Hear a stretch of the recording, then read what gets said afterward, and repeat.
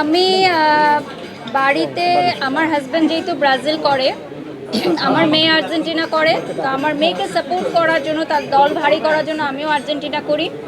But সত্যি বলতে আমি খেলা দেখার তেমন একটা সময় পাই না, আর খেলাগুলো খুব মধ্যরাতে হয়। আমি খুব রুটিন মাফিক লাইফ মেনটেন করি, সময় মতো খাওয়া, ঘুম, রেডি হয়ে প্রোগ্রামে আসা। তো খেলা তেমন একটা দেখা হয় না ভাইয়া। বাট আমি যদি বলেন তো আমার বাড়িতে ব্রাজিল আর্জেন্টিনা দুটোই আছে।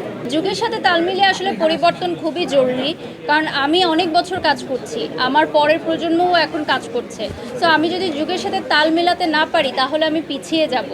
So as a brand promoter আমি সবসময় সচেতন থাকি যে কিভাবে নিজেকে আপ টু দি মার্ক রাখা যায় আমার কাজের ক্ষেত্রে, আমাকে শারীরিকভাবে মানসিকভাবে সুস্থ রাখার ক্ষেত্রে। তো আমি নিজেকে অনেক মেনটেন করি, আমি নিজের উপর অনেক ইনভেস্ট করি।